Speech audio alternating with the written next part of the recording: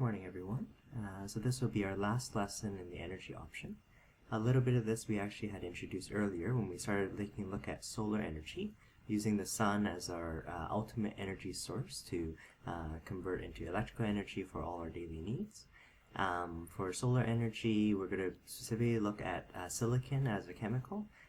It is described as what's called a semiconductor. It's intermediary between a conductor, which transfers charges no problem, versus insulators where charges are more stuck in place.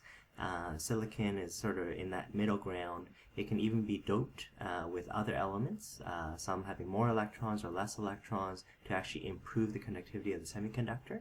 So we're going to have a look at what are called p-type and n-type semiconductors, as well as see how by putting them in conjunction they can actually force electrons through an electrical circuit, which is where we can taper off electrical energy. So as we take a look through here, we'll flip our way through the PowerPoint slides, and then we'll switch over to the OneNote and take a look at some other further details. So this is C4, C8 solar energy.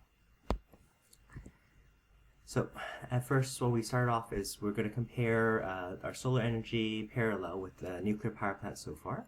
So far, the nuclear power plants that we've engineered only run on fission reactions. If you remember back earlier in lessons, we would take uranium-238, which is the more common isotope. We would need to enrich it to become uranium-235. That's the more, they call it fissile material, which is fissionable material. What we're going to see here is for our nuclear power plants, we typically take the energy that's given from fission. It gets converted to heat energy. It's used to heat a large body of water. Using that heat energy, we somehow link it to kinetic energy, speeding up particles, and then it's converted finally to electrical energy. Every time, even though energy is conserved, whenever we do an energy transformation, because of the second law of thermodynamics, we always lose a little bit of energy dissipating to the environment. Well, we're always playing this losing game of having less energy after every conversion. So we're going to compare the nuclear example, which takes at least 1 to 3 conversions. Let's compare that to the solar panel example, which directly can take the sun's energy.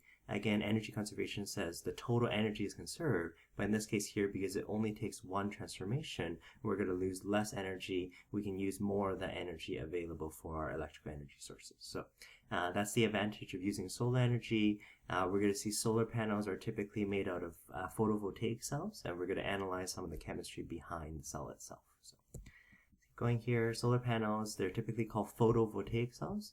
Photo meaning they take the light energy, typically from the sun. The advantage is the sun will shine. I'm sure it gets very cloudy and rainy in Vancouver, but the sun's energy, because it shines on every place, it doesn't necessarily need to be created in one place, and then we need to store the energy and transport it long distances. If we were working with actual matter, depending on where the sun is actually shining, typically we can already use the energy where it shines. So we're going to harness that light energy from the sun to electrical energy. Here's a comparison of what's called a band gap or an energy level diagram here. So we have energy as an axis going upwards. Photovoltaics, they use semiconductors. We're going to primarily use silicon. There are others as well.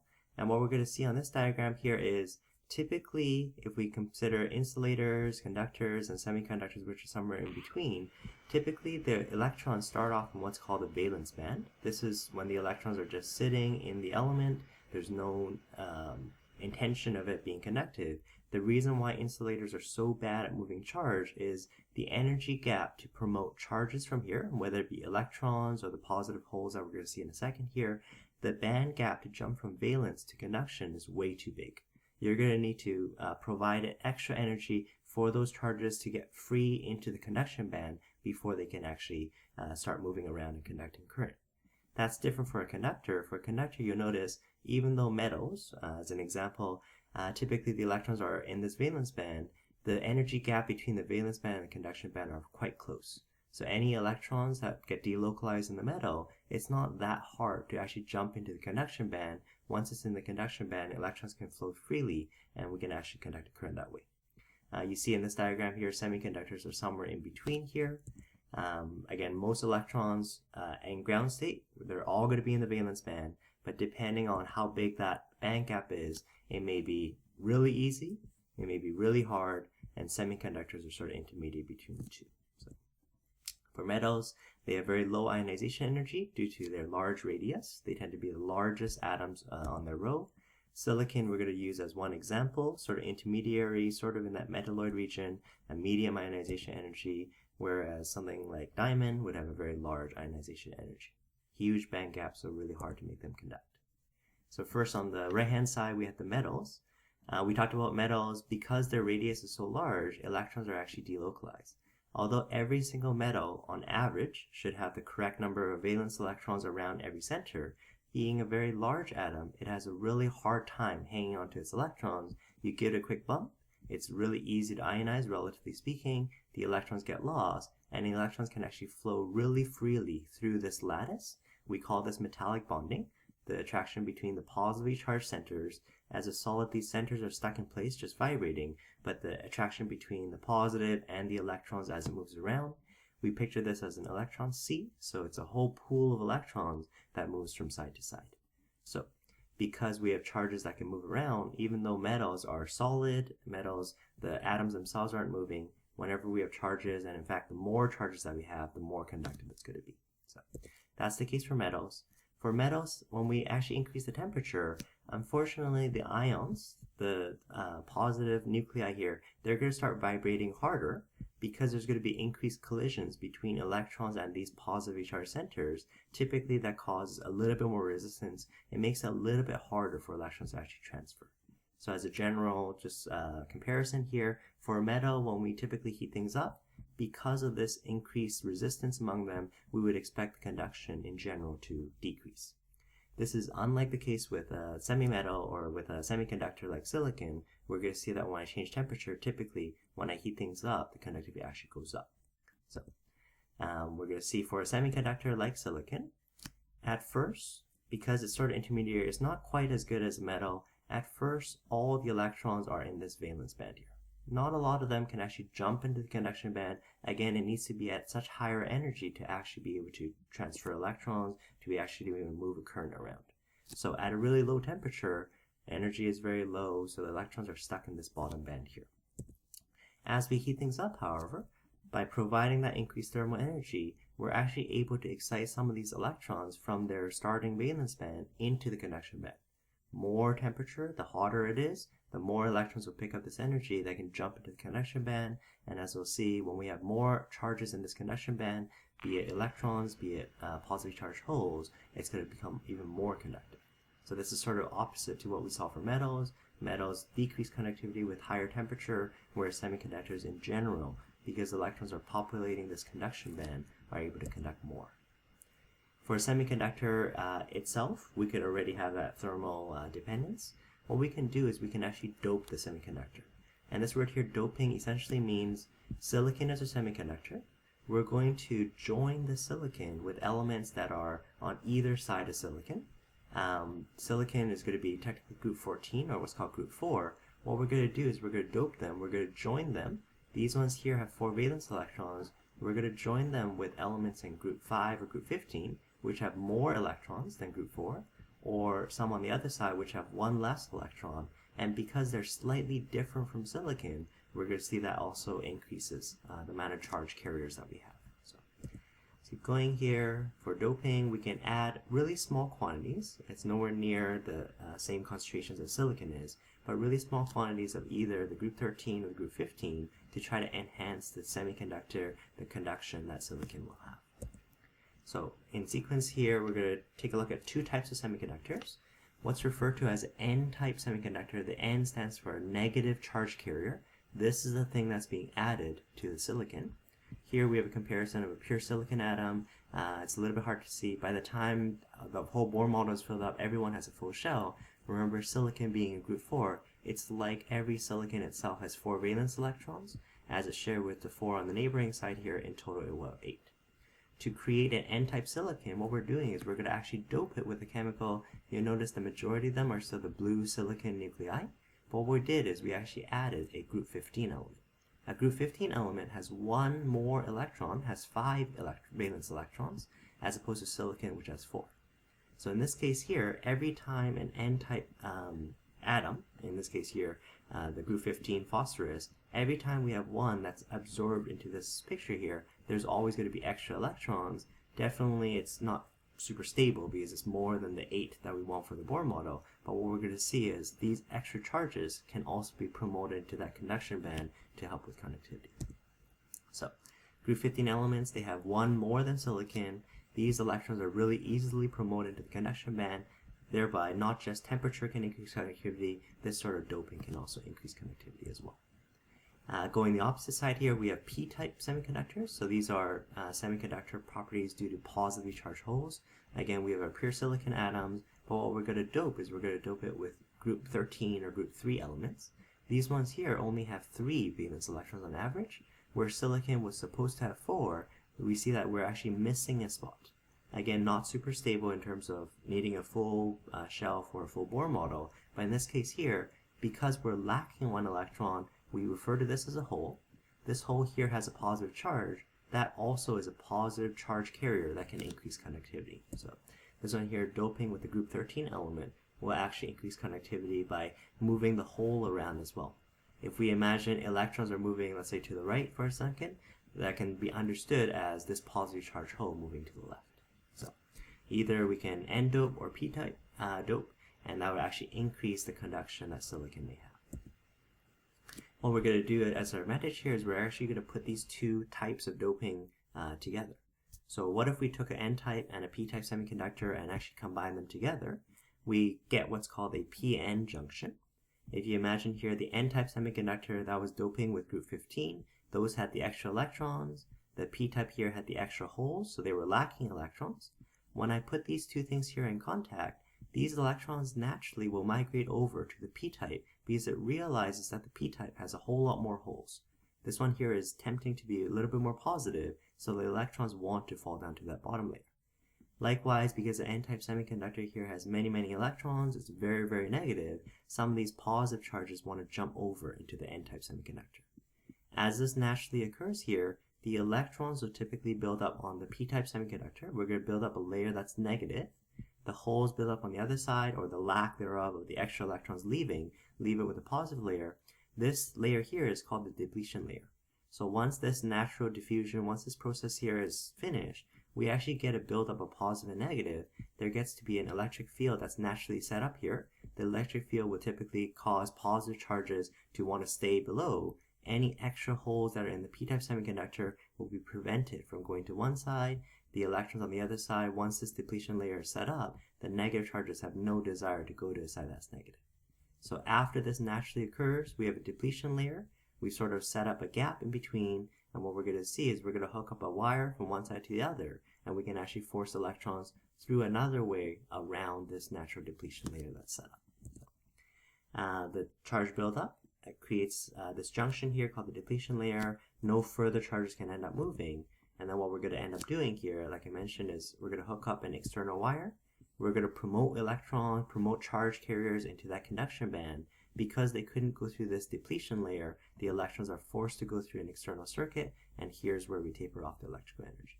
So in this example of a photovoltaic, this is typically how a solar panel is actually made out of. We're going to use the light energy from the sun.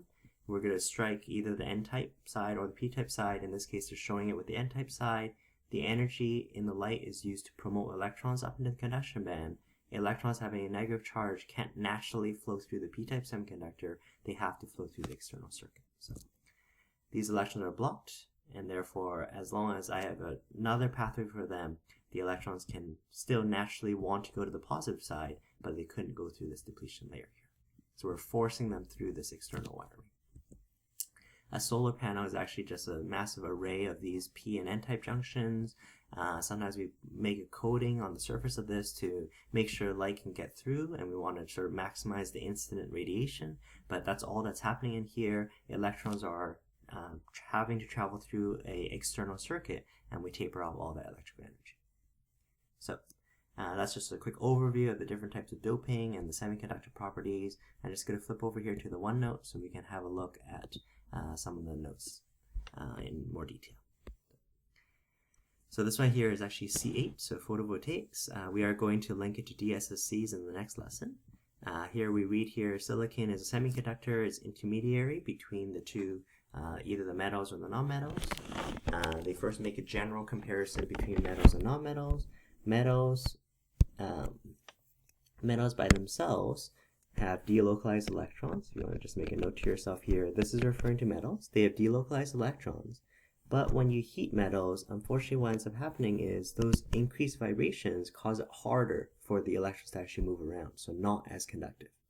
Whereas when you deal with a semiconductor like silicon, semiconductors here, at first that valence band and the conduction band are a little bit further away. It's not natural for the electrons to necessarily jump into the conduction band, but in this case here for something like silicon, like a semiconductor, as temperature increases, the thermal energy does free up some of these electrons, does allow the electrons to jump up to the conduction band, and actually increasing temperature typically causes for increased conduction. So that's the difference between metallic versus a semiconductor property. We talked about the doping as well. If they ask you for a definition of doping or what is a dopant, what we're doing is we're adding things that are similar size. So we looked at, in our case here, silicon. We have, this is one here is in group 4. We can add anything in group 3 and make it a p-type semiconductor, anything in group 5 and an n-type semiconductor. One emphasis here is the amount of dopant that we need. We want it to, not quite equally, but we want it to be distributed amongst all the silicon. We don't want all the doping to be on one side. So there's a little bit of engineering that goes in to sort of say, yeah, it is a very small concentration, but we do want it to be separated throughout the entire structure so that it's not only parts of the silicon that can benefit, but it's the majority of the silicon. N-type dopants like phosphorus have extra electrons, so this one here would be an N-type semiconductor. Boron, which is a group 3, which is lacking an electron, the positively charged hole also acts as a charge carrier. We're going to put the two together here. They refer to this one here as a PN junction or NP junction, doesn't really matter. We talked about once you connect them together, there will be a natural charge diffusion at first because the negatives on one side want to fill up some of the holes on the other side. But once we set up that depletion layer, once the negatives from here build up as a negative charge on this side, and the holes have transferred to the opposite side, the electric field that's set up, say the electric field wants positive charges to go to the right, in this case is these positive holes, once that depletion layer is set up, has no desire to go to the side that's already positive. In that case there we have a depletion layer, we have a depletion of charge carriers that can move around. What we need to then do is we need to put the external circuit to allow electrons. The electrons may be excited by solar energy, can travel through the external circuit, and we can actually taper the electrical energy this way. This is actually the workings of a diode. A diode is a very simple electrical component. Basically, it only lets charges go in one direction, not the other.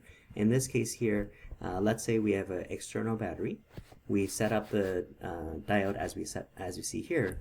If the battery, the polarities are in the correct direction that allow the electrons to transfer through the external circuit, this one here will definitely promote, will let electrons conduct and go, in this case here on the diagram, counterclockwise. But what if I accidentally put the battery in backwards? With the battery in backwards, I didn't switch which side was N-type or P-type. There's a buildup of extra electron carriers here, but in this case here, if I have the wrong sign of it, the electrons won't necessarily want to go to the battery. So it allows for charges to go in one direction and not the other direction. So again, some other definitions here. We have a photovoltaic cell. So we have the light energy. Doesn't necessarily need to be from the sun, but that is our ultimate energy source. And we're using that to run our electrical voltaic cell. So converting just directly doesn't take as many losses as nuclear energy does, but converting to electrical. So a diode is a simple device that only allows for one direction motion, depending on which side the polarities of the battery is. We just talked about that.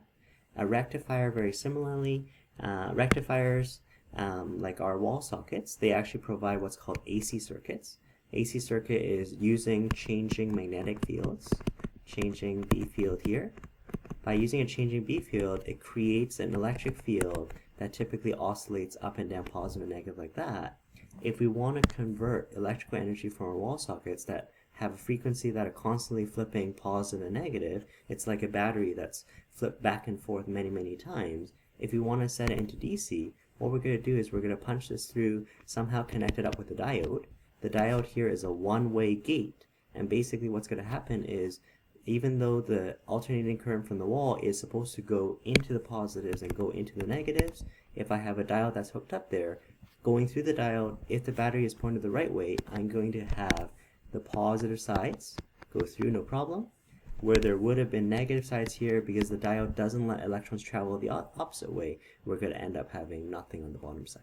And what we've done here is we've converted an AC circuit that constantly flips positive and negative, and now we constantly just get positives or just get negatives, depending on how you set up your external circuit. We're going to finish off with this last little bit here. We are converting light energy into electrical energy.